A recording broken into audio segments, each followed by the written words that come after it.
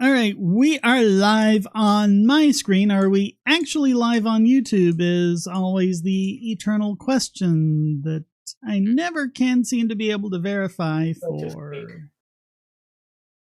Yeah, it looks like we're going. All right, how's everyone doing? Swell. Good, just Great. It's amazing how you guys clam up as soon as we start. Hello, Pierre. well, because we're afraid if we say the wrong thing, we'll get demonetized. They Anyone probably else here- demonetized us before we even announced the live stream. Yeah, maybe. Anyone else But here see No Way Home? I saw it today. I have not seen that, so no spoilers, please. Sure. Is it good though? Yeah, I I have. liked it, yeah. I haven't seen a movie in a year. I saw it recently, and I have no idea why did it take me so long to watch Into the Spider-Verse. That was awesome. Oh yeah. That's like one of the best Spoiler- Spider-Man movies in a spoiler- long time. Spoiler alert, Spider-Man kills Dumbledore. Yeah. God damn it! Spoiled it. Spoiler alert: Rosebud is a Yep, sled. dang it, Bob. What? Yeah. Yeah, I've never seen Citizen Kane. yeah, like in Family Guy. Rosebud. It was his sled. It was his favorite sled from when he was a child. There, I just saved you two boring hours. Actually, I thought it was a really good movie, but yeah, there was one where they did. I think it was like flashing back to Montgomery Burns as a child on The Simpsons, and he leaves the sled behind, and this one guy comes up and holds it up and says, "Wait a minute! You left behind your sled, the symbol of your lost youth and innocence."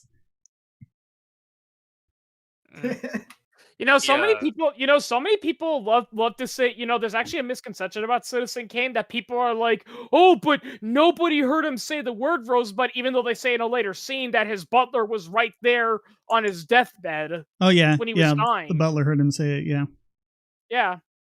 Movie I'm really looking forward to. Yeah. Based on the trailers, it looks really good. Matrix. Kind 4 of also reminds me of the people that like to criticize Star Wars, where it's Oh. like, oh, why didn't the Empire better protect, that small thermal exhaust port, and why did they have to go through that complicated plan? They explain it in the freaking movie. And I know the exact quote. Pardon me, sir, but what do our fighters have against that? Well, the Empire doesn't expect a small one-man fighter to be of any threat, or else they'd have a tighter defense. Yeah. Yeah. We all looking forward to the new What Matrix. movie did you want to see? I mean, Matrix? I'll see it, Yeah. but given how bad the bad 2 and 3 were, I'm not expecting a lot. Mm. I was willing to give 2 a 2 pass was because it was okay. the middle of the story, and maybe they'd bring it all home on 3, and they didn't. Ghostbusters Well, they didn't Afterlife. go with the original concept, and that kind of like the idea of a Matrix within a Matrix thing, Yeah. Like the speculation, was Zion really just another level to the Matrix? Yeah. That would've You been know, an amazing with twist. Ghostbuster Afterlife, I saw a funny parody with Ghostbuster Afterlife, and to be fair, I am kind of seeing that it is true to a degree. It's like, how you can tell if a movie's good or not? If the critics absolutely hate it, it's a good movie. Not always, but it is amazing to look on Rotten Tomatoes and see how many movies have the critics raving about them and a low audience score, or vice versa. Oh yeah, like the new West Side Story. The critics are like, "Oh, it's a great Oh, movie. God. It's an amazing movie," and everyone else is saying, "What the heck are those people saying? I can't understand them." Spielberg, why didn't you put subtitles? Because it would have been what was it he said? He said something stupid. He said he didn't want English to dominate Spanish or something like that. I don't know. It would have been English domination or something like that. Here's a question I have. Did Stephen Sondheim write Spanish lyrics for that? Because if not, you're kind of messing with the original songwriters. Yeah. And here's another thing that one person pointed out in a YouTube comic too that got a lot of reviews. It's like, hey, Mr. Spielberg, you think that you don't want English because English will colonialize Spanish? Do you know how Spanish got to Latin America and South America to begin with? I know, right? Yeah. And my question is, when it's shown in Mexico, are they going to when it's shown in Mexico, are they not going to have English subtitles? I mean, Spanish subtitles for the English parts. Yeah. And not to mention, I mean, not all Spanish is the same. There's different slang terms, Well, I mean, Portuguese is very different. It's not Spanish, but it's very similar to Spanish. There was one person that tried to defend it, though, by saying, oh, but a lot of the German soldiers in the Indiana Jones films didn't have subtitles when they were speaking German. Yeah, because they were just minor side characters. Yeah. But I mean, try watching Tora Tora. Try watching Tora Without any subtitles and see how far you get. And the thing is, Downfall was a great film. And the thing is, many people say this, about with the German thing too, is that a lot of the times too, and many people have pointed this out, the German those actors are speaking isn't even like it is German, but it's not actually coherent. It's just gibberish, Fun fact: in the German release of Indiana Jones, they actually had to dub the German lines that some of the soldiers were saying because they were not speaking proper German. Yeah. Yeah, they were mostly just British and American. Is this not coming up? Okay, I can't overlay a chat for some reason, but you can see it over on the left of the screen. SKM is asking, can Italians understand Spanish? And I mean, you were talking about Portuguese, and it's similar to Spanish, but I don't think it's similar enough that a speaker of one can automatically understand the other. Yeah. It's with Portuguese. It's there's two dialects. There's African dialects too, but Brazilian Portuguese is very different than regular Portuguese. It's weird. It's weird. Like my grandparents spoke Portuguese, and hearing that versus other Portuguese, it was like, what's going on? Yeah. I mean, I mean, I haven't seen the movie, but I saw this guy called Minty Comedic Arts review Falling Down, and it's pretty interesting about the behind the scenes look. Apparently, what's his name? The guy who played the main character, I keep forgetting his name. I don't think I know the movie you're talking about. Who's that? Falling Down. What's it about? Schumacher? Oh, if it's Schumacher, I probably avoided it like the plague. Yeah. What? Well, Michael Douglas. You're thinking Michael Douglas. Yeah. And I agree with Dot Warner from Animaniacs. She went up to him and said, "Mr. Schumacher, I think you should keep making lots of movies." And he says, "Well, thanks." And she says, "Yeah, because then sooner or later, one of them's bound to be good." Well, to be fair, the Batman was okay. No. Well, to be fair, Joel Schumacher was interviewed about Batman and Robin, and they asked him what happened, and he's like, "Here's what happened. I was trying to make a movie that was inspired by the old 1960s TV show, which was cheesy and campy and corny." Yeah, but people were expecting a follow-up to the Tim Burton movies. Oh, yeah, exactly. And another thing, too, the reason why it also worked in the 1950s was because the 1950s/60s show was kind of cheap and campy to look like it, so it made sense, because the show and it was also targeted at children. Yeah. Yeah, whereas the Schumacher movies, like they're well shot and all that, but that's just it. It looks like they're trying to make, a dark, serious Batman, but then you have all this stupid, goofy stuff in there. It's like, well, what's this movie trying to be? Yeah, I mean, if they had given it a different look, like with the brighter, blue colors and everything of the series, then people probably would have gotten the idea. But it looked like they were trying to be serious and, failing miserably. Imagine if they did it with The Dark Knight. But basically, the movie Falling Down, as I was mentioned earlier, it's about this guy played by Michael Douglas. I forgot his name. And what happens is he's fired from his job. His wife is separated from him, and to make matters worse, he's not invited to her birthday party. So he tries to go on their way because he wants to be there for his daughter.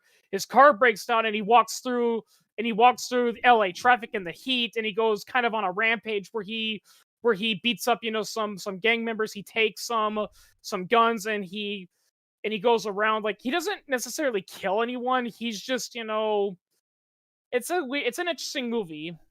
Isn't the Snyder Cut like over 4 hours long or something like that? Yeah, I mean, Justice League wasn't a great movie even after Joss Whedon fixed a lot of it. So yeah. Although I can't remember if this was before. Apologies if I said this again, but I think it was before we went live. I can't believe I waited so long to watch Into the Spider-Verse. I saw that a couple of weeks ago. Oh man, it was awesome. Best Spider-Man movie in a long time. Yeah. Birds of Prey was god-awful. And I'm just going to say it. If it's the same people doing it, they should have a Spider-Gwen series. Because she was awesome. Who's Spider-Gwen? I'm not familiar with Spider-Man. Well, Into the Spider-Verse is where a bunch of alternate reality Spider-Mans come together, and there are all sorts of different variations. And there's one where the story of Peter Parker and Gwen Stacy is flipped. Gwen Stacy gets bitten by the spider, and Peter Parker is killed. And so she becomes Spider-Woman. Oh.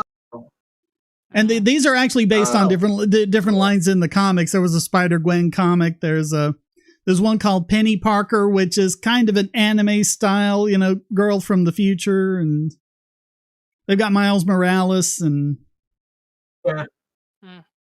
Oh, did they get that? Did they get that Spider-Man? They're actually bringing back the X-Men cartoon. Did they get the Spider-Man from the universe where Peter Parker accidentally killed Mary Jane because they got married, and while they were trying to conceive a child, it turns out his semen was radioactive. So instead of giving her a child, it gave her terminal ovarian cancer. No, they just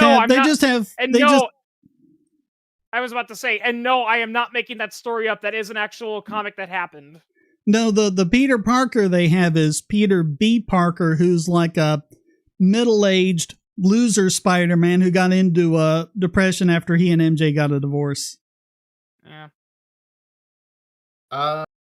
Fun fact about the and they also have Spider-Ham, so it's not really a movie that's taking itself seriously. So. Yeah. Funny thing about Mary Jane and Spider-Man getting divorced. Fun fact: the reason why the infamous, One More Day comic was written was because even though the fans liked the idea of Spider-Man, maturing, getting married, having a family, and all that, and balancing that out, the writers were like, "Oh, we don't like it. We liked Spider-Man back when he was this young, rebellious teenager." And the idea was, okay, I have an idea. Why don't we just have Spider-Man and Mary Jane split up? No, we can't do that because then that means Spider-Man failed, and he never fails. And it's like, okay, well then what are we gonna do to split them up? I know, let's get Mephisto to do it. Peter Porker is wanted in Zootopia. That's a good one. Yeah, Spider-Ham. That's that parody where Spider-Man's an anthropomorphic pig, right? Yeah, and they animated him kind of like Porky Pig in the movie. I love the animation style because it's 3D animation, but it's kind of colored like a comic book, and they've even got like little halftoning going on, so you do kind of feel like you're stepping into a comic. Speaking of pigs, it's Christmas. I'll change my mind. The best Christmas song ever is "Blue Christmas," covered by Porky the Pig. Yeah, that's a good one. Well, have the blue. Yeah. Yeah. Why is ham a Christmas food? Usually it's turkey, But I mean, a lot of people just have ham because I guess they don't like turkey or That's whatever. one thing I've never got. Piss off the Jews. I saw that as a joke one time, where it's like, where it shows a Jewish family, it's like, yeah, those Christians at their Christmas. Hey, turn off those lights down there. Oh, sorry. Why don't you come in and have some ham? Oh, you can't. You're kosher. I don't know if it's true, but I've actually heard that contrary to popular belief, Jews can have pork. They just can't eat it with certain foods. You guys Well, and it's have also any- there are different rules for Shabbos and things like that. Yeah. And you guys have any good Christmas plans coming up?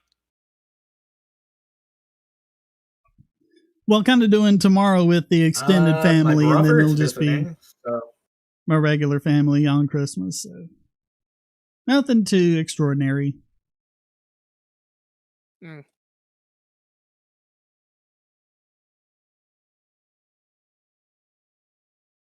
I mean, you have a lot of things like that, SKM. Like there's man, I think it all depends on like what branch of Judaism you are and how serious about it. But a lot of them still have, like, they have 2 refrigerators with like milk and dairy in one and meat in the other, because in the olden days before refrigeration, you didn't want to store those together.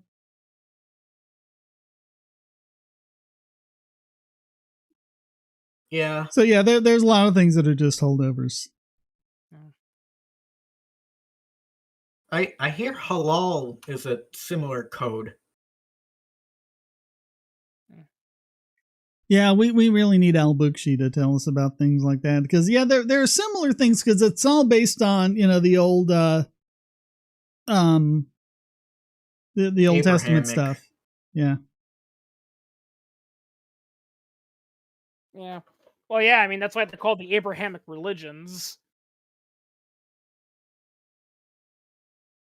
Has anyone noticed that the riots have died Well, down? I mean, Yeah, I haven't heard a lot of riots or anything, although maybe they're just all home for Christmas or whatever. Yeah. And I don't think that's true, Yeah. Naruto. I haven't seen anything that says the private for-profit colleges have worse results than government schools. I know it's definitely not the case with private non-profit colleges. Yeah. Speaking of which, so many people, I hate look the sticky key. Speaking of private school and all that, like, so many people will just say, look at Finland, they abolished all private education, and their schools are prospering. And then I see some videos from some actual Finnish teachers, and they're like, no, we did not abolish private schools. Now, if I recall correctly, they can't be run for profit, but there's a ton of charity private schools in Finland, usually run by the church. And they have a money follows the child schools. policy. They have full school choice. Yeah. Yeah. In all honesty, imagine what would happen if Finland lifted that, like, they kept the school choice and lifted that ban on private education. They'd probably be the smartest nation in all of Europe. Well, I mean, look at Sweden. I read before and after the school choice reforms. You have the school choice initiative, and then 20 years later, you've got those people who'd went through that entire system, from childhood. Start, they become an adult and go out into the world, and they start having great results, compared to, the people who are in the older school system. So school choice works. Yeah. There was an article I read, and it was from the New Economics Institute or whatever. It's a leftist think tank, but I linked the article, I think, in debunking, but it was called How Milton Friedman Abetted Segregationists by Advocating School Choice. Pro-choice on abortion and nothing else. Yeah. I'm pro-choice on everything. In all honesty, and this is something that Penn Jillette brought up in his bullshit TV show, and I agree with. We need to stop calling the abortion movement pro-life and pro-choice, because everyone should be pro-life and pro-choice. It's whether you're for or against abortion. Well, and it's not even for or against abortion; it's for or against abortion rights. Because Yeah. you can be against abortion prohibition and still be against abortion morally. Yeah. Oh yeah. Just like you can be against the Yeah. war on drugs and think the drugs are a bad idea. Yeah, that's another thing too that shocks a lot of people when I tell Yeah. them that from a strictly principle point of view, I do agree that abortion should not be illegal, but morally, but personal morals, I'm against it unless there's a legitimate medical condition requiring it. And so people are like, "What? But how can you be pro-choice if you're personally against abortion?" It's like, because I know abolition doesn't work. Yeah, there's a huge difference. There's a huge difference between telling a girl, it's like, no, you shouldn't abort that kid. It's a living being too. You shouldn't abort it just because, and it's like, I don't care if the father, was a scumbag. You shouldn't punish the child for the skins of the child. There's a huge difference between doing that and telling the woman, no, I don't want you to get an abortion, so I'm going to throw you in prison if you and your doctor in prison if you consult each other to do it. Yeah, and how do they see that shaking out anyway? Are they going to just put her in manacles, strap her down to the stirrups, and force her to bear the child? I mean, how does that work? Yeah. Yeah, mail delivers to rural areas. Why would you think it doesn't? Amazon delivers to rural areas. Amazon is probably a little more reliable than mail. Yeah. I woke up the other day, looked at my Coinbase account, and it had $25,000 in it. Like, oh my gosh, what is this? And I look at this, some weird coin I've never even heard of. I don't even think I owned any. And it said, you have $25,000. And I was like, what? And I looked at the day before, and it was like $48 million. And the day before that was like 500 until the beginning of time. I'm like, what the heck? And it turns out it was just a massive glitch. Like I tried to Yeah. extract the money as fast as I could. It wouldn't let me do it. It made me think something Yeah. went wrong with Yeah. Coinbase. It was probably just like a display thing. They knew perfectly well that you didn't actually have it in the account, so Yep. you wouldn't be able Yeah, to. there's an old there's an old saying, if it's too good to be true, it probably is. Yeah. I mean, if I actually had the ability to extract millions of dollars that I didn't actually earn, could they like come after me with a lawsuit or something and like get that money back? No, but the IRS will. Yeah. Yeah. Well, maybe Yeah. it would be the same as cashing a bad check. I don't know. Yeah. Yeah, even the Joker doesn't mess with the IRS. Yeah. I actually read an interesting theory, which I agree with. I know the real reason why the Joker doesn't want to mess with the IRS because they do have, because theoretically speaking, the federal government does have the resources to track down and arrest the Joker if they wanted to. And unlike Batman, where if he gets captured by Batman, he gets sent to Arkham Asylum, where he admits that he likes to spend, a few months there kind of as a vacation, then he'll break out and go back to being the Joker again. If the IRS catch him, he's going to a federal prison where he's not going to be able to escape as easily. Yep. Yeah. Well, I said it'd only be on for a few Well, I minutes. mean, Arkham Asylum is just a joke. Sorry I have to go, guys, but it's been Yeah, fun, that's actually, and I've actually read Yeah, read good that. to have you back there, Vega.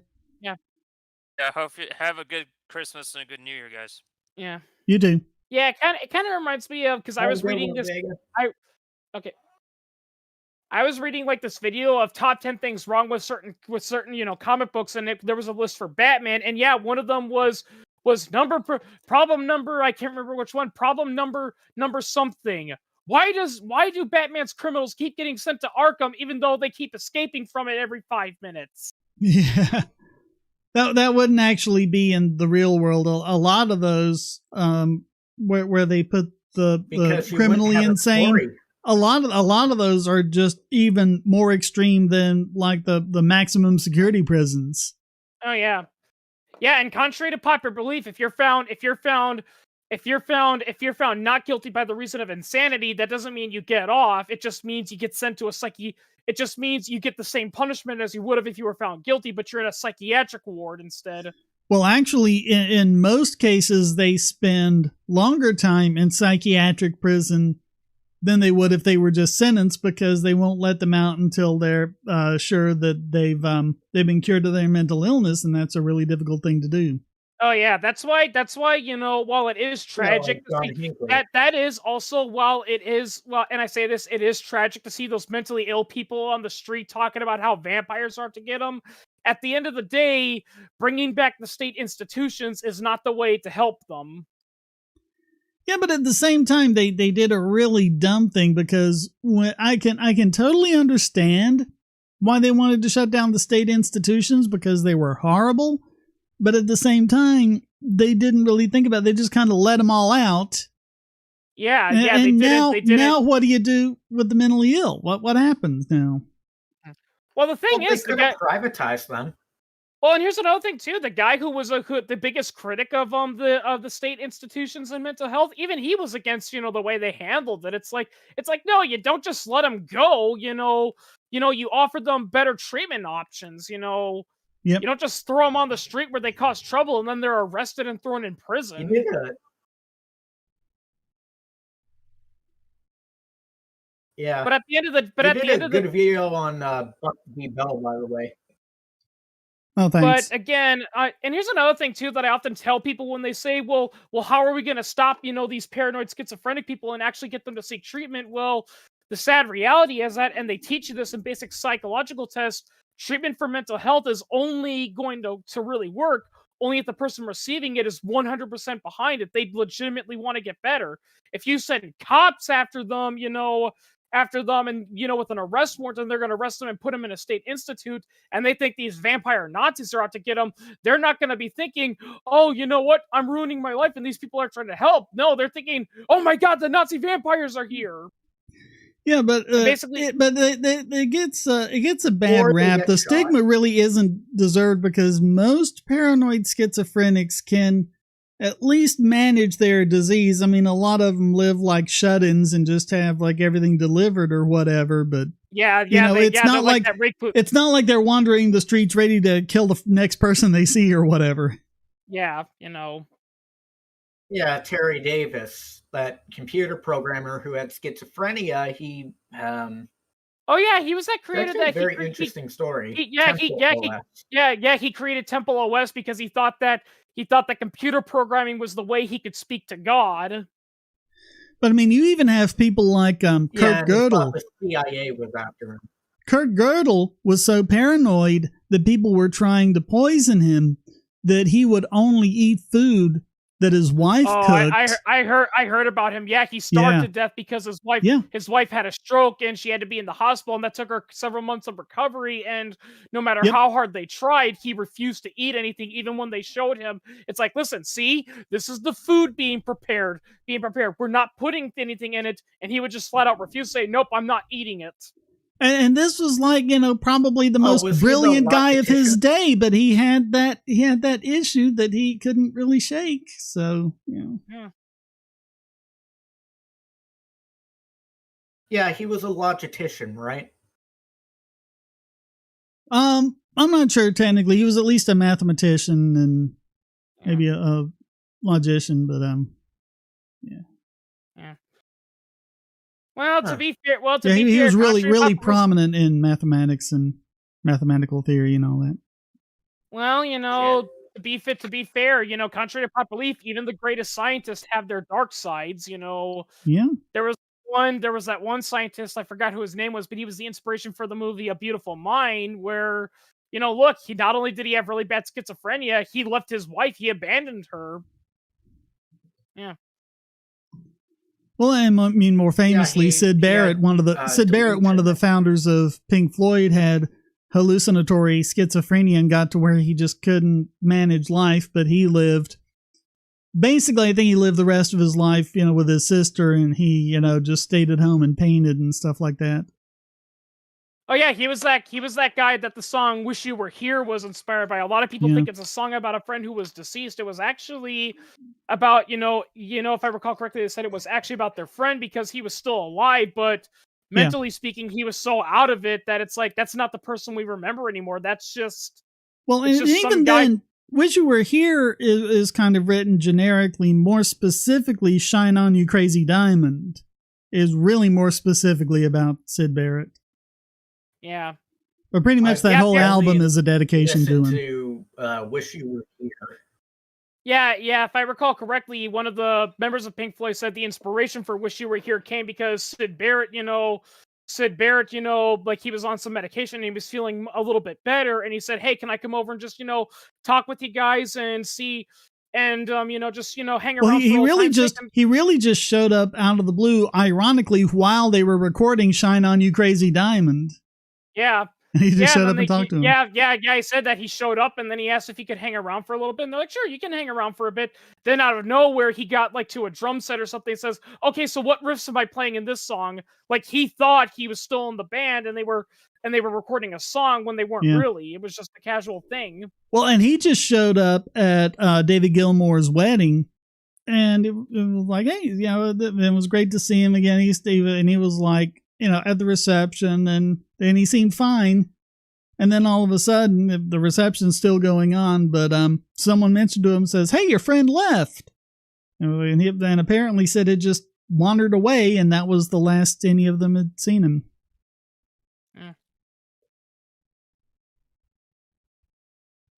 And you also had that about Michael O'Hare, who played Jeffrey Sinclair in Babylon 5. It didn't come out while he was alive, but it turns out the real reason why he left after the first season was he had paranoid schizophrenia, and it was an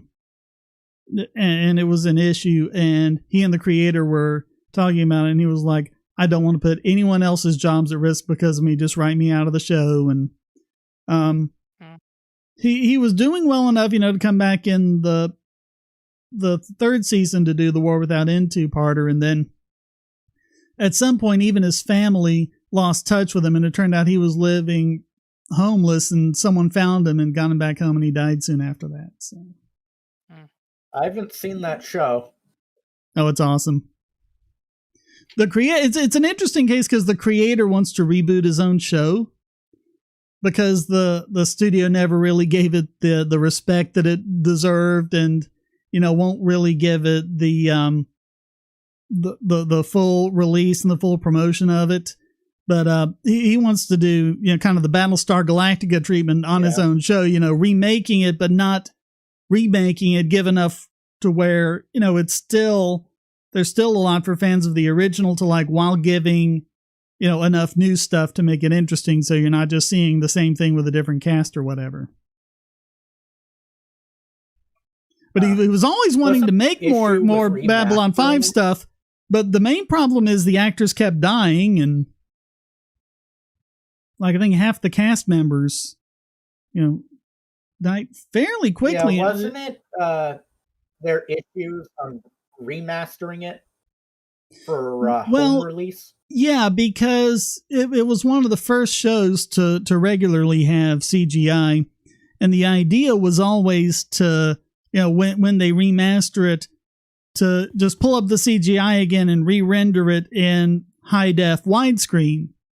And something happened, and I don't know all the details, but apparently a lot of those files got lost, so they can't just pull it up, and they'd have to redo the effects, and it wouldn't be from scratch because I think they have a lot of the 3D models. They just don't have, the finished shots, and it would be too expensive to do it. So when they made the DVD, they did a very disastrous attempt to try to make it widescreen by doing this beautiful high-def transfer on the on the live action, because it was shot in Super 35, so they could make it widescreen and make it look good. But then the effects were cropped off and they looked softer, and that was also true with all the composite shots. What they did for HBO Max looks really good because they just said, you know what, forget widescreen, we're just keeping it in 4:3, and they've up-converted, all of the effects, but it's not like, it's not the same, shock to just all of a sudden a softer picture whenever there's effects work. But it's an awesome show. If you haven't seen it, check it out. Yeah. The thing about CGI is I like it when they do a physical model first and they kind of base the CGI onto the physical model, kind of like a hybrid. like with different movies and stuff. It's just, but and I say this as a 3D model guy. I mean, my idea of relaxing is pulling a blender and modeling something. But like one of the examples I love is Doc Ock from Spider-Man 2. Most of the time, those arms were puppeteering work, and there was only a few times, like when they were fighting on the wall and things like that, that it was CGI. But when you're looking at this, it's things like the way the claws open up, there are just these slight little imperfections that you're not really going to get with CGI that just give a character.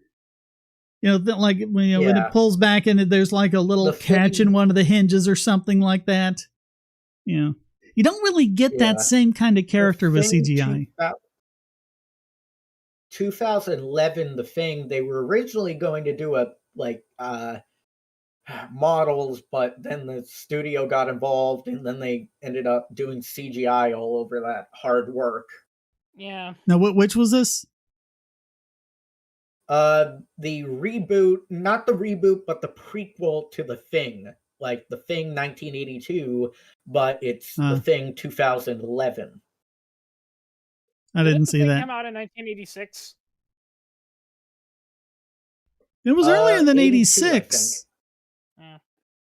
Because I graduated in early. I have the Blu-ray on my shelf. I graduated in 86, and I remember seeing it. And I think I was in high school when I saw it. So it was before 86. It's funny. Yeah, it's funny. It's funny about The Thing because it was a good movie, you know, and everyone who saw it loved it, even though it could get a little disgusting at parts. But why wasn't it successful? Because it came around the same time that E.T. was popular.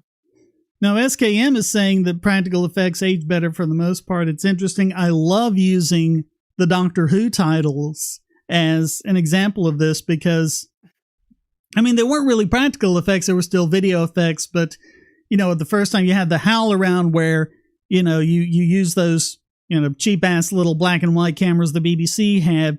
And what you do is you point a camera at its own monitor and then blow some smoke in front of it or something, and all that feedback, the Howl around, is what makes that. And it still looks good and looks eerie today. And then you have the slit scan, you know, that was used in the Tom Baker years, and then Sid Sutton's Starfield for the Peter Davison and Colin Baker years. The neon logo didn't quite age as well, but for the most part, the Starfield works. And then you get into Sylvester McCoy, where they used CGI. And at the time, the CGI looked amazing, but it's also the most dated of them. The previous ones that were made with more primitive techniques actually aged a lot better than the CGI did because it just looks so cheap today. It's like Star Trek: The Next Generation.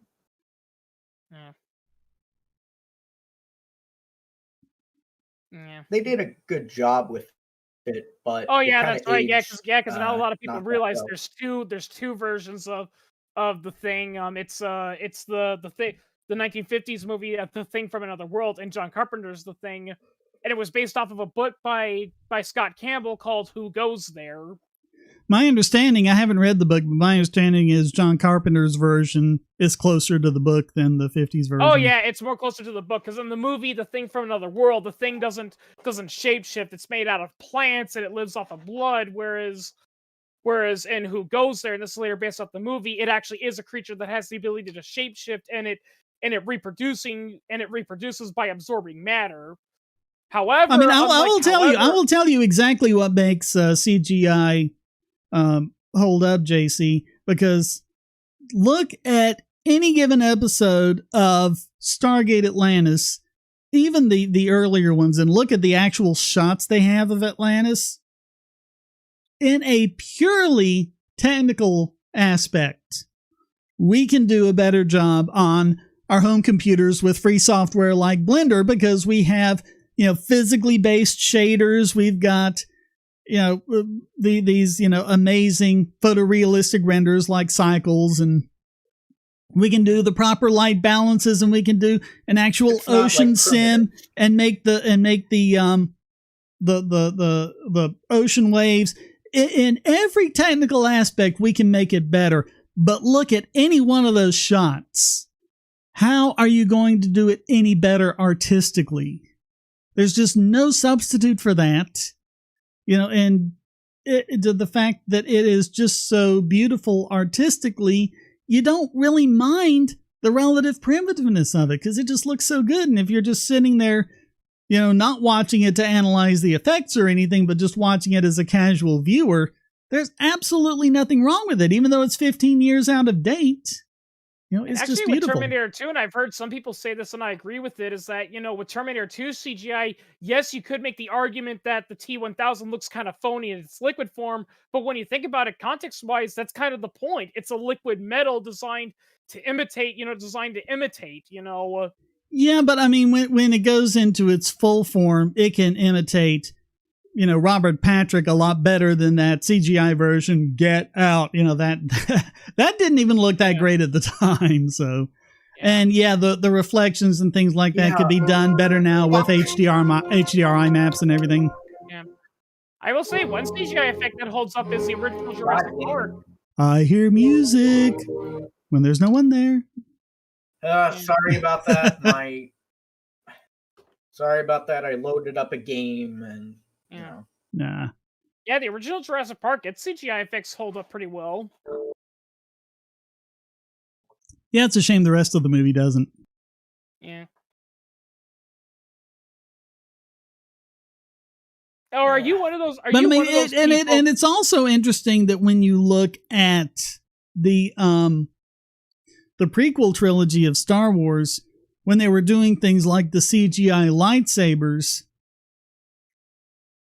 and the blade was, completely CGI, they didn't look quite right because they didn't light up the actors. And what they did for the Disney trilogy is that the lightsabers were actual lights that would light up. They still did, the overlay of the effects to make it look like the lightsaber, but there was an actual light there, a big long, rod that was, made out of, plastic or whatever that would transmit the light from inside it. And so it would actually light up the characters and everything around it properly. And that's one thing that's really difficult to do in CGI is the lighting. Yeah, too bad. What we're talking about. Too bad Disney put more investment into the effects than actual proper character development. Yeah, I think a lot of those movies just suffered from executive meddling. There was just so much that just didn't make sense. Probably the funniest one ever was that when people were criticizing the story, is that they're like, well, we didn't have much to go off on. And everyone was like, Star Wars had like 20 plus, 30 plus years of books, comics, and video games that go way beyond the original trilogy that you could have used from, but you canned it all because you were like, oh, we want our writers to have creative freedom. They had creative freedom, but they didn't have anything to go off of. Yep. Yeah.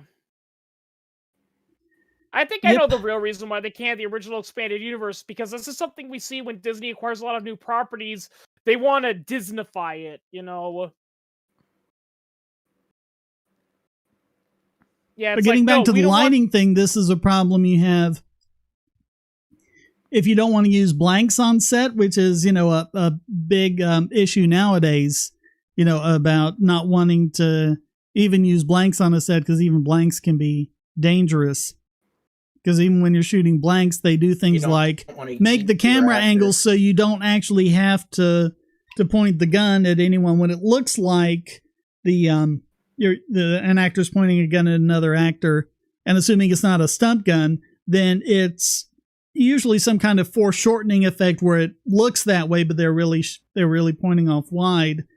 But the thing about doing the is I actually had to do this in Forever Yours. I had to add on a muzzle flash, and it doesn't look right unless you have the muzzle flash light the scene as well. And in this case, it was a day shot, so all I had to do was, fake the lighting on the actors firing the gun and not really anything else. And it was just one frame. But I mean, it's just really difficult to do convincingly. So if you at least have some kind of flash on the set that lights everything up properly, then you can always make the muzzle flash bigger in post or whatever, but you gotta have something lighting it up.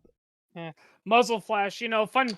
I don't know if I think I told you this, Shane, but fun fact about the movie Aliens, the pulse rifles they used, fun fact, the original prop creator, when he wrote down and drew what they were going to look like, they were originally going to use the MP5 as the base for the prop gun, which actually would have been much more practical because the MP5 was already designed to take accessories like flashlights and foregrips, so it would be much easier to put, all that makeup on it.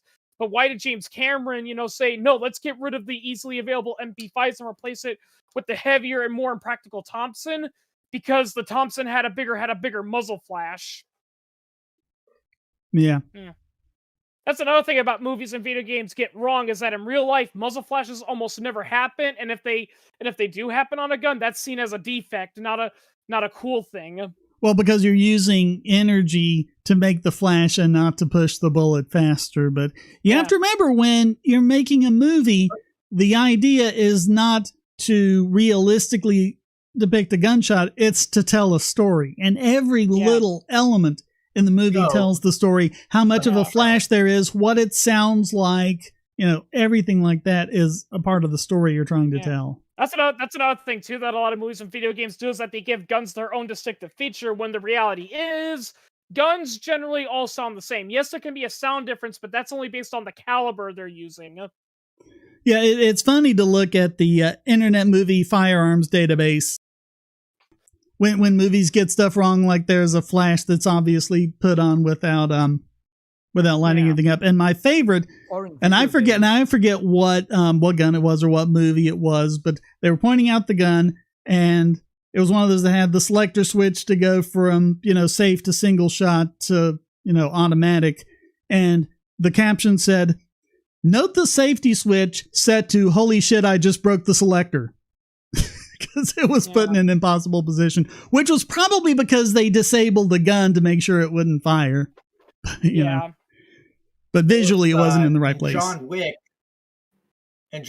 when Keanu Reeves is reloading his gun while he's at the church scene, you can actually see they never actually edited out the blanks in the magazine, and you can just see him loading blanks into the gun. Fun fact, and they were...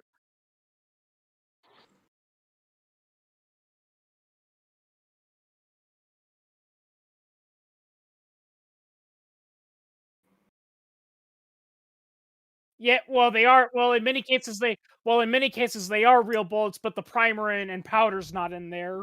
Well, yeah, and that's the thing. They're incapable of firing, but they look like a real bullet. So you can watch a character loading up a gun, and it all looks realistic. But then as soon as they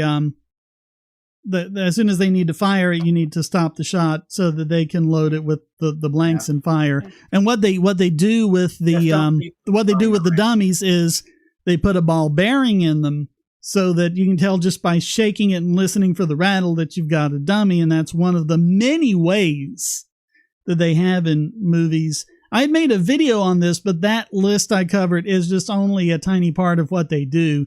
And even that was like 25 different rules or however much it was for safety on film sets. There is such a culture of safety on film sets, not just with guns, but with pretty much everything else, that it really is about the safest place you can be.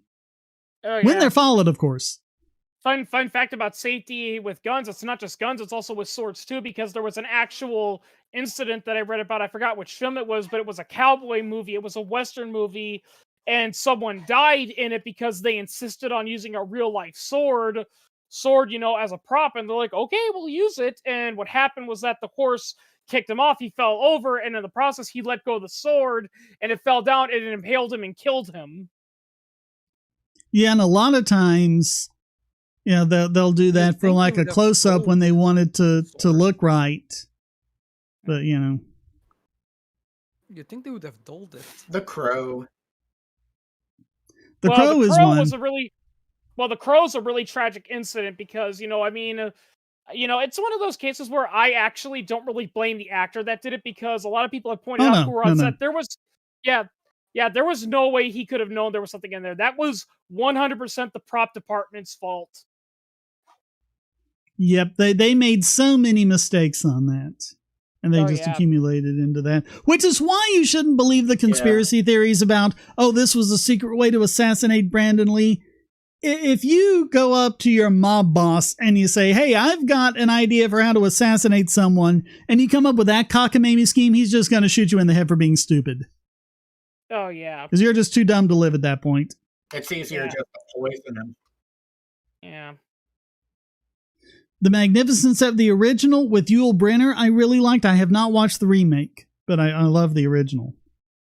Yeah, and I mean, if I recall correctly, because I saw a documentary about this, the reason why Brandon Lee died is because it was later revealed that the people that were in charge of the gun, rather than actually going to a prop store and buying dummies and blanks, which you can easily get a hold of, they're like, hey, why don't we buy some actual 44 Magnum cartridges and let's just make dummies out of them? Well, the problem with that is they removed the powder, but apparently they didn't realize that you have to remove the primer as well. They didn't remove the primer, and when the gun was fired, the primer snapped, which caused the bullet to dislodge, and it got stuck in the barrel. Yeah, it became a squib load. And so then, see, Brandon Lee wasn't even there at that moment, because that was when shooting from the front, and you need the dummies in, because when you see a revolver from the front, you can see whether or not it's loaded, because you can see the bullets in the chambers. But then they did the shot, with Brandon Lee, and this was the other big mistake they made, and this was one of the rules I read out. You don't fire a blank unless the barrel has been checked for obstructions. And they didn't do that, and the blank pushed the bullet out, and it hit him in the wrong place, and he died, I think, 2 days later, I think. Yeah, and they learned immediately something was wrong, because the script said he was supposed to fall backward, but he fell forward instead. Yeah. Yeah, I mean, I feel. Oh, sorry. There was, it's kind of related to it, but it was this film back in the 80s, and it's kind of responsible for the whole no animals were hurt in the making of this film, but I think they ended up killing like 20 horses during the filming of that whole thing. Wow. I know one of the first big, I forget the movie, but one of the first big gun accidents was a silent movie. I think it was in 1915. It was the Cecil B. DeMille movie. And they had a thing where they were firing actual guns because they wanted the bullet holes to actually show up. I think they were shooting at a barn or something like that. And they wanted the bullet holes to show up, and I'm not exactly sure what happened, but people died because of it. And then you have the general. Then you have the general. An extra was hurt when someone fired a blank from a rifle, and they kind of had it pointed in the wrong direction, and they injured him. No one died, but he got injured. And Buster Keaton himself got injured when they fired a blank in a cannon, and he was standing in the wrong position for that. So, yeah. There was one where the actor, I think it was A Long Day, and he ended up taking the revolver and John Eric Hogan pulled the trigger, and he died. John Eric Hogan, I remember when that happened. Yeah. Oh yeah, that one actor. Yeah, where you said that contrary to popular belief, he wasn't playing Russian roulette, but you said, I think you said he was just doing a joke because they were having a long film session, and after filming it for the umpteenth time for several hours, the director was like, nope, lighting was bad, let's do it again. So to lighten the mood, he took the gun and he's like, oh, I can't take it anymore. Yep, and fired it at his own head, and the wadding caused enough blunt force trauma to eventually kill him. Yeah. Yeah, the concussion from it alone can put a hole in your head. Yeah. I saw a joke like that one time about how acting's not as fun as people think it is, because it's like they think that you're performing in front of a live studio audience, and it's like how acting really is. And I will tell you, Sir Handel, that I will cut. What was wrong with that take? Nothing. It was beautiful. You were perfect, but the lighting just wasn't agreeing with me. Well, usually what they do is they let them finish out the take just in case it is usable, but then they'll say, no, we got to fix the lighting and do it again. Yeah. And a lot So of it there is have like been- you spend all this time getting set up for this one shot from this one angle. Everything is perfect.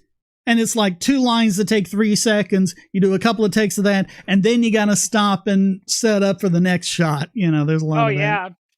Yeah, I've heard. Yeah, Well, I've heard it can take, what I've done, which I understand is not completely out of line. In fact, it's probably more than you usually get. But if we talk about like an 8-hour shooting day, which for me is more like, 10 or 12 after the setup and the teardown or everything, but like 8 hours of solid shooting, I'll get like an hour and a half of footage out of that, which represents 10 minutes of the final product. Yeah, I've heard of that. Yeah, for every 8-hour shifts, you get like, yeah. I mean, granted, there's even some infamous stories of some directors being very picky. Yeah, Like, wasn't it there just that- depends. Some of the takes will surprise you. Some of the takes you think, oh, that was absolutely horrible. You get it in the editing suite and you're like, actually, I like that. Yeah. Which, by the way, Yeah. and I'm sorry I keep going back to it, but going back to Star Wars, that was another big problem with the characters, was that apparently when the original cast of the OT came aboard, they were all excited to get together and see how they were going to do, and they were shocked to find out that basically the general attitude was, yeah, guys, go to your trailers, come out when we say you will, and say these lines. Yeah, Mark Hamill was pretty vocal about it. It's like, okay, I come up, I go on a diet, I get myself back in shape, and and I'm in my late 60s, or is he in his early 70s? I don't know.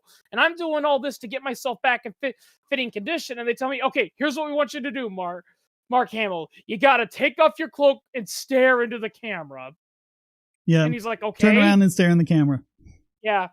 And then in the sequel, it was even worse because he wasn't allowed to actually do anything. He wasn't allowed to portray Luke as a Jedi with years of experience. He kept saying, he kept telling Rian Johnson, here's what I think what Luke would actually do or say. And Rian Johnson was like, yeah, Hamill, whatever. Go back to your trailer and come when I call you. I mean, here's the thing. Even if it's not a character that he already played in 3 different movies, when you're talking about, I mean, there are times when the actor just gets it wrong. It's like, no, it has to be this way. But for the most part, the actor is just concentrating on their character. Whereas if you're the director, you're concentrating on all the characters and the sets and the lightings and the this and the that and all this other stuff. They focus on nothing but their own characters. So they'll end up knowing their character better than you do. Oh, yeah, And there have been plenty of times when I've gone, all right, let's do a couple of takes the way I scripted it, and then we'll do it your way. And almost always I'll go with their way. Yeah. Unless your actor is Klaus Yeah. Kinski, then you have no choice but to let him do whatever he wants. Who Klaus Well, I mean, Kinski it's is, one thing right? if it's someone like Robin Williams, where it's just like, yeah, we'll just point the camera at him, let him do his thing. Well, Klaus Kinski was not Robin Williams in that way. He was the type of guy where you got to let him to do what he did, because I saw a documentary about him, and apparently Klaus Kinski was a German actor, and he was a really good actor. He was very well respected, and he took acting very seriously, and he made any role he was in good, but he was an absolute nightmare to work with because he would throw tantrums over the most minor things, and he even got into fistfights with directors and fellow cast members in several of his films. Wow. So much so that on the point of 2 films, the Fitzcarraldo and what was the other one? It was called, I think it was called Cabin Space or whatever, Crawl Space. Yeah, and that in 2 movies in Crawl Space. Guess what he did? Guess what happened? He was such a pain in the butt that that producers on the set flat out said, and they were serious, why don't we kill him? But on the plus side of that, on the positive end of things, you really have 2 that stand out. One is Curly Howard, the Three Stooges. When they didn't have enough pages to round out the short, every now and then they just stick in a blank page that said Curly, and that just meant point the camera at Curly and let him do his thing, because he was brilliant in improv. And a lot of times in the Marx Brothers movies, they would need something else. Too long had been gone on without a joke, or they needed to fill some time, and they just write in the script, Harpo does something funny. Yeah. And that's all they would do. I mean, yeah. I mean, sometimes I happy. would. sometimes happy accidents, are a blessing, because like I think a perfectly good example of an episode of a happy accident on a film set is that one episode of Seinfeld where they're stuck in the parking garage. And from what I've heard, the episode itself is relatively boring, except for the final scene, which has you laughing. And that's they get into the car, and the car won't start. And according to the people, that was not meant to happen. What happened was they were supposed to drive away complaining, and the show would just end. But the car they got was a piece of garbage. It was like a junk car they rented for cheap just for that one scene. And they couldn't get it started. And the scene that made everyone laugh was when, what was his name? Michael Richard, who played Kramer, gets out and he looks at the cameraman with this look like, what do I do? The car won't start. And if you look very closely in the back, you can see Jerry Seinfeld and Dreyfus. They're laughing their butts off because that was not expected. Yeah, I think the few good, because I'm one of the few people who did not like Seinfeld, but I think pretty much the few funny scenes you had was the one where people were ad-libbing and not saying the crap the writers wrote. I mean, it's very sadistic without the laugh track. Yeah, if it's not funny without the laugh track, because like one of the things I like that they did about the MASH DVDs, since they filmed outside, they couldn't actually shoot it in front of a studio audience, so they didn't edit and played it for a studio audience and got the laughs in there. But that meant that you could have the soundtrack without it, and in the DVDs, there's an option to watch it without the laugh track. And with the exception of just some pregnant pauses in weird places where the laugh track would go, I mean, it just holds up really well without any laugh track. Kind of reminds me of a really old video that James Rolfe, aka the Angry Video Game Nerd, did about the worst tropes he sees in movies. And he said, this is something that I see often in trailers, and that's during trailers and movies, they have to use the record skip, for a joke in the trailer. It's like, oh, we got to be programmed to know when to laugh. Yeah. Yeah, and he's but like, I mean, the laughter does add something, because you're more likely to laugh out loud if other people around you are laughing out loud. So you might think that something is funny without the laugh track, and you might think it's just as funny, but if it has the laugh track, you're more likely to actually laugh audibly. Yeah. Yeah. This TV show is filmed in front of a live studio audience. And by a live studio audience, I mean the guy with the keyboard. Yeah. Apparently all of the laugh tracks are of dead people because they were recorded in the 40s and they just keep using the same track. Yeah. Yeah. Yeah, it is amazing. If you listen to so many movies, I know one of them is Terminator 2, and there's like so many others. Wilhelm when you listen to a phone ring, I mean the old phones that actually had the bells in them, and you listen to the ring, there's a very slight warble, and it's the exact same warble in the exact same place on every single phone, even though phones didn't actually do that, because they like recorded one phone ring, back in the 60s or whatever. And because of the tape or the record or whatever and copying it, it got that warble in it. And every movie used that phone ring, and it's got that little warble in it. Yeah. That's the Wilhelm scream, too. Oh, yeah, the Wilhelm scream, yeah. I saw so many movies with that scream in it. Yeah. Fun fact, it's named after a character from an old spaghetti western film, and that's not even the first film that it appeared in. The first time it ever appeared in was this obscure action adventure movie, and basically they asked the original guy, and it was called Man Gets Eaten by an Alligator, and they were like, oh well, who did it so we can get the rights and all that. And the guy was like, I don't know, it was just a scream one of our stuntmen did when we told them, okay, fall into a river and pretend you're being eaten by crocodiles. And it was just a random screen one of the stuntmen did. Yeah. Yeah. I don't think you can copyright a scream anyway. Yeah. Can you guys hear me? Yep, we hear you. We can hear you. You're a little soft, but I can hear you. Oh, sorry. What was I going to say? Oh yeah, saw a video recently. I forget what exactly it is. I think it was a baby like one of those baby, sounds that they use in movies. The guy that was like, I just discovered this, and now I'm getting crazy, because I'm not gonna be able to like hear this like the baby laughing. It's like in so many movies, the exact same sound. Yeah. Oh yeah. And- yeah. I mean, And that's the same thing with movie now when locations. it happens, yeah, now when it happens, you cannot unhear it. Like the Bat Cave, like where they filmed the cave thing, where they back in the '60s show where they come out of the Bat Cave. That's been used in like several different films.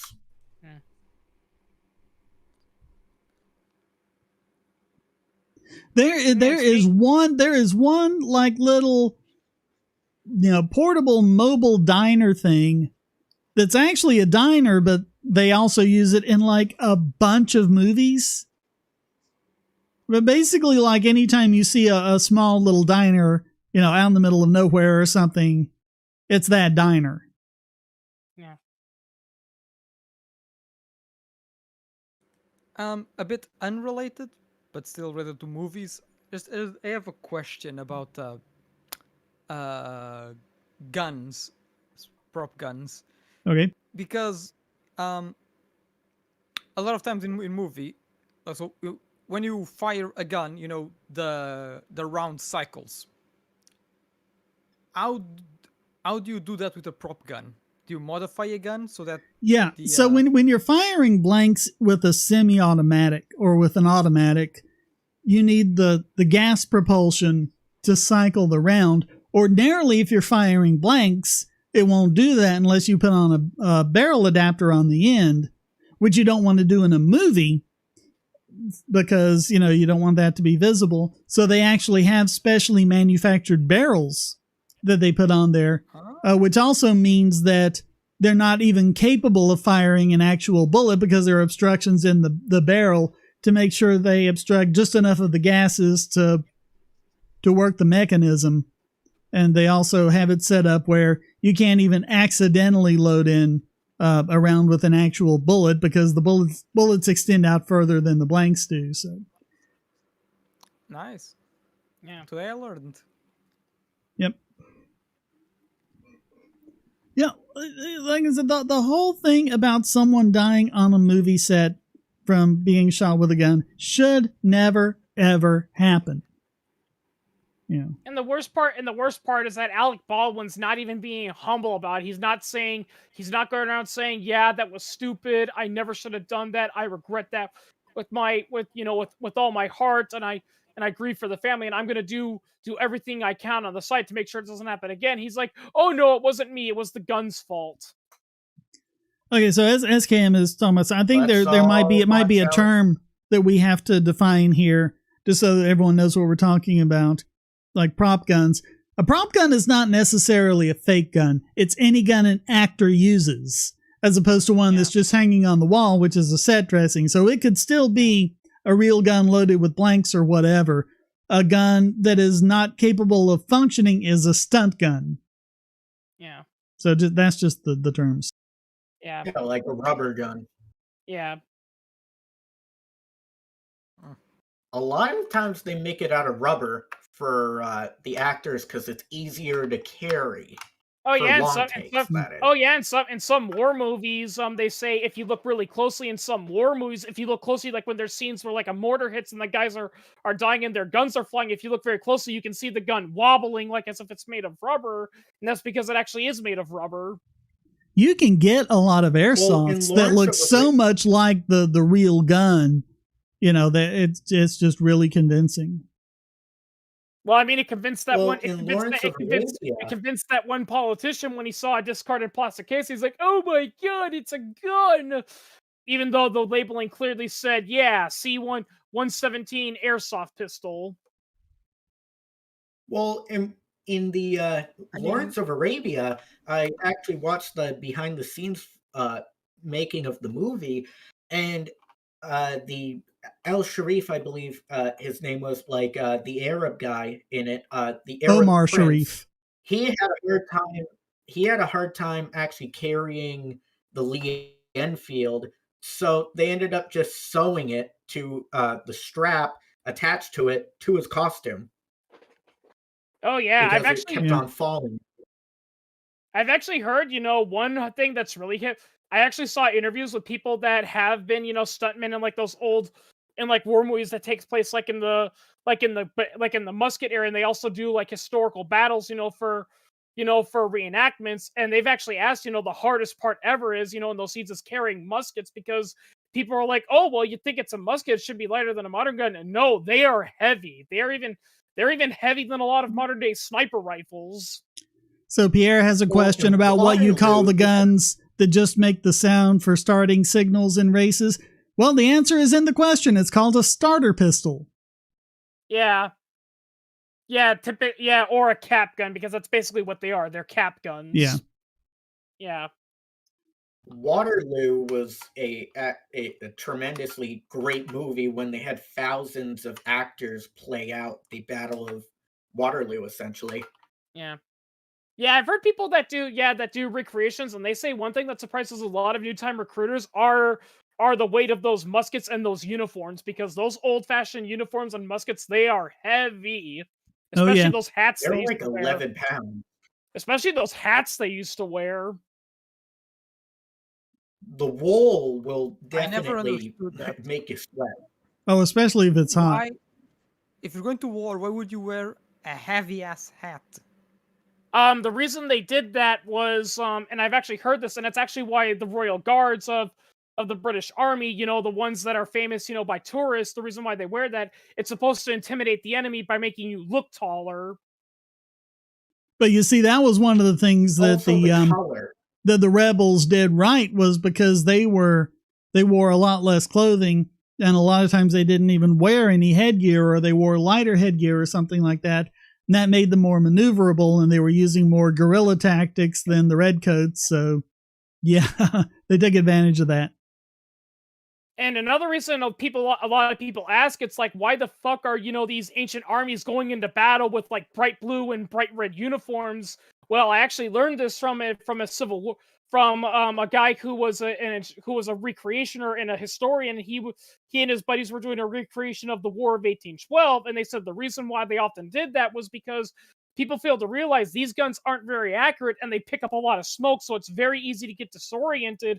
And the whole point of the brightly colored uniforms is basically to help you know who's who, because there was an actual incident during the War of 1812 where there was a Canadian militia called the Glengarry Light Infantry, and these were Canadian settler militias of Scottish noble descent, which is why they had green uniforms. They also did it because it helped them blend in the environment. But there was an incident where they were attacking a retreating American unit. They were repelled, so they retreated to the British lines.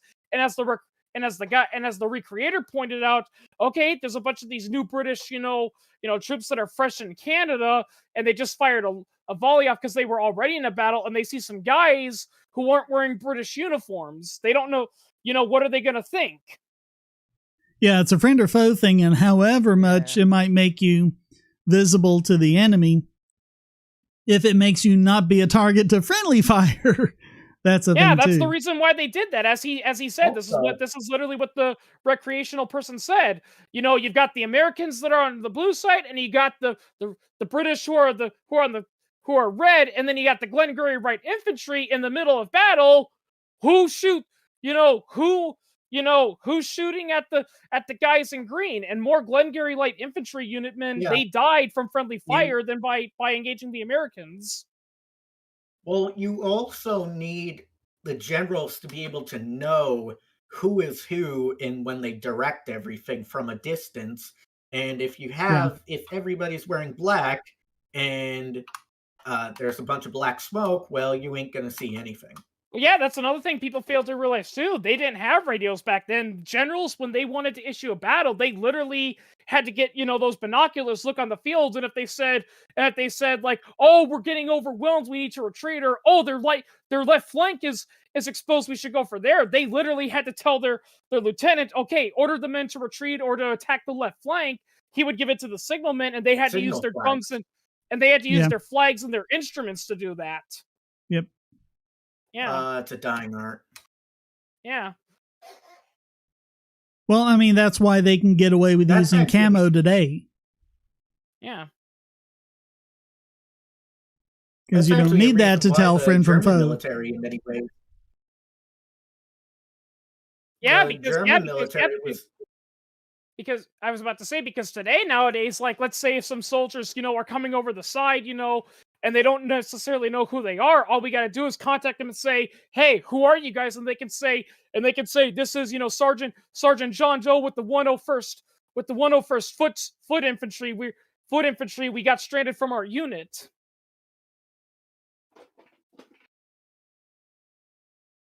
That's also an issue during the invasion of Paris, that the German tanks were equipped with radios, while a lot of other vehicles were still relying on signal Yeah. flags. Yeah, another issue with signals, because Uh, this is something that helped the Germans in their invasion of France, was it also made it easier to tell, okay, which is the command vehicle. Oh, it's that vehicle that's got all the bright fancy flags on it. Aim for that.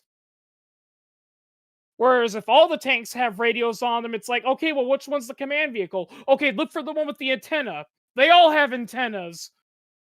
Yeah, French tanks did have radios, but it just wasn't in the capacity they needed. Well, that's also why pretty much they stopped doing the whole, marching in formation thing for anything other than, ceremonial stuff, because it just makes it easier. Oh, there they are, just fire into the crowd. Oh, yeah. Yep, machine gun. Even if you don't have a machine gun, just hit fire in that direction. You're likely to hit someone. It's another, Yeah. a misconception about old muskets is that people ask, why are these muskets so long? Now there's a myth that they made them long because they thought that increased accuracy. That's actually not true. They knew that longer barrel doesn't necessarily mean more accuracy. The reason why they were long was because the traditional way you would fight with black powder muskets was in the two-man formation, and the long length was just to make sure you don't shoot the guy in front of you. Well, plus you get better muzzle velocity, but I mean, that's why, like, again, going back to the American Revolution, they trained in fast reloading, and they got generally to where some of them could even, reload a musket in less than 5 seconds, whereas normally the British would take like 15 seconds because you didn't need to learn it any faster when you do that two-line formation. But again, that formation just kind of made them sitting ducks in a lot of ways. And so if you could just get somewhere, load up quickly and fire, and then move quickly, you can minimize how you're a target. Yeah, so many people, love to talk about how the American revolutionaries got their butts crushed, in more traditional one-on-one warfare.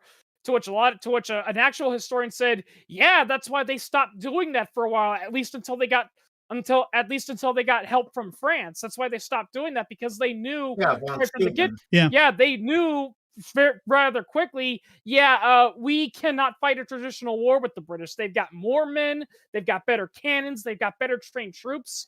Until we can actually get the troops and the equipment needed to fight them, we gotta stick, to unconventional warfare. And it ultimately worked, because by the time the Americans got, had the men and equipment to actually fight them in more traditional battle, the British were worn out. Well, and their strategy wasn't always, in traditional warfare, the strategy was you stop the enemy from advancing. And they were measuring victories in, the fact that they were advancing. And primarily the goal of the rebels, the revolutionaries, wasn't to try and stop them from going. It's just to make them pay as high a price as they could. In lives and equipment and stuff like that. And there was a famous after the Battle of Guilford Courthouse, when Cornwallis looked at the results and the casualties. Technically, it was a victory, but he said something to the effect of, a few more victories like that and we'll have to surrender. Yep. Yeah. Well, the first naval battle of the American Revolution was actually near Maine, near Falmouth. Yeah. Interesting little tidbit.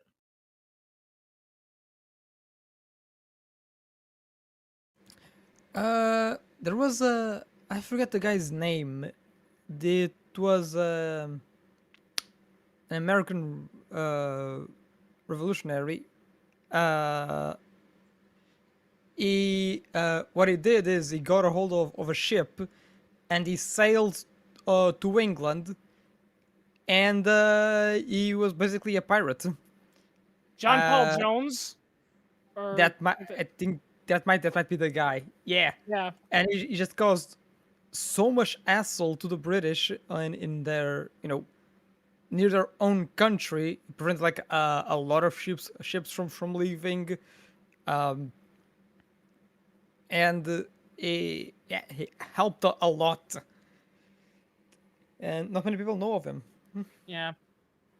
Yeah, Yeah, but I mean, like- there were a people lot don't of know in World War I. privateers, as they were called, who just had ships and they put cannons all up and down each side and just Yep. Went around harassing as many British ships as they could. Yeah, there's a legend In about World John War Paul. One,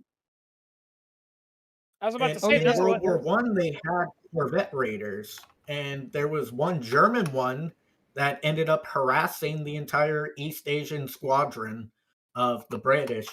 So corvette raiders have always been useful. Yeah, I think this is what Dart was about to say. We're about to say, mentioned like the one time John Paul Jones' flag was destroyed, and he wanted to harbor in, what was it? Not Belgium. Netherlands, He, the Netherlands. was it I thought he harbored in no. He wanted to harbor in the Netherlands, but he couldn't because he had no flag, so he went elsewhere. I forget where exactly it was. Well, And they the made Dutch made him a flag, I think. okay, so the Dutch made him a flag, but I forget what the exact place that he went to harbor was. Might have been in France. But yeah, the Dutch made him a flag based on what the description of the American flag was like, and it's not 100% accurate, but it's apparently like recognized as an historical flag nowadays, which is interesting.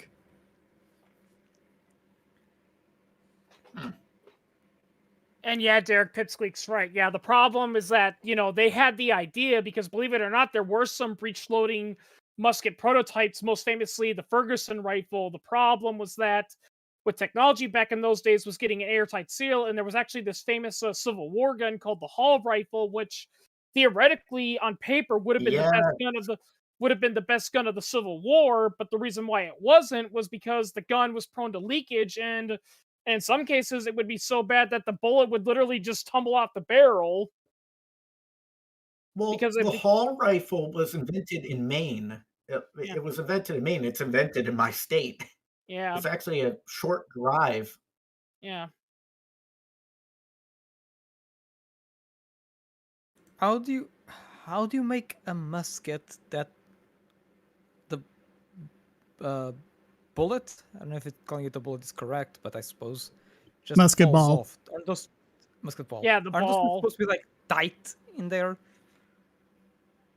Yeah, you use Yes wadding. and no. Well, Yeah, they would use wadding, but believe it or not, it was actually very common for the balls to be deliberately smaller than the barrels that they went in for, and the reason was because it made loading faster, and yes, it made it less accurate, but many armies felt, you know what, the fast reload was worth it. yeah, what they started with was straight rifling, which was just straight grooves cut out, but eventually they did the spiral to it, and that improved accuracy to it. And what ultimately made the rifle practical over the musket was the invention of the Minier ball, which was cylinder shaped rather than ball shaped. And it was actually hollow towards the end of it, and that allowed the gases to create a seal against the barrel and allowed it to actually rotate, as opposed to a ball that's not.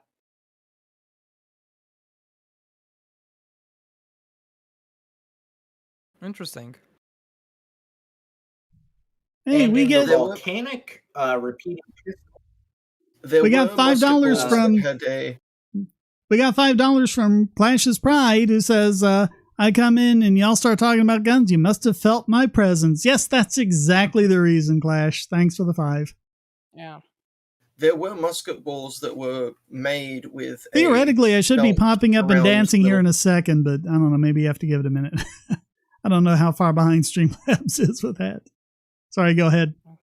Well, the volcanic repeater was a caseless ammunition with the flammable, with the propellant in it, and it was just a mini ball with propellant, solid propellant in it, and that would, I think it was that would get struck and it would just fly out the barrel. Oh, there he is.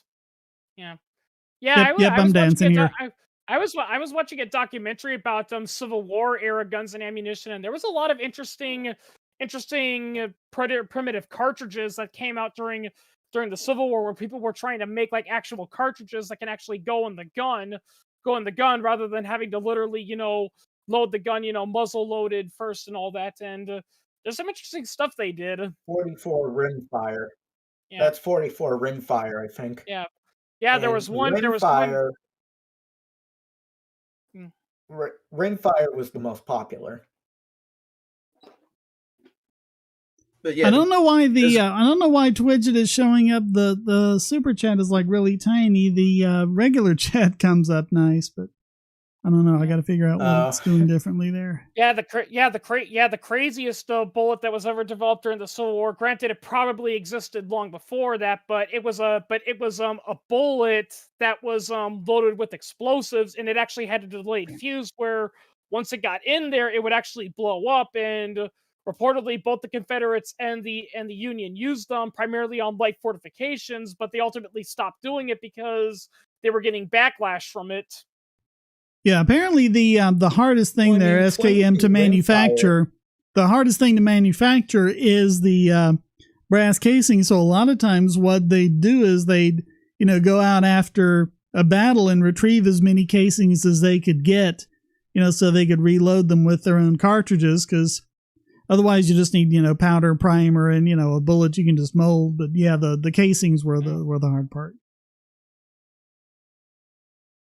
Thing is, 22 rimfire was invented in 1880, so it's probably a 100-year-old cartridge. People have been using 22s for about 100 years or more. I don't really understand why rimfire is a thing. Maybe it's just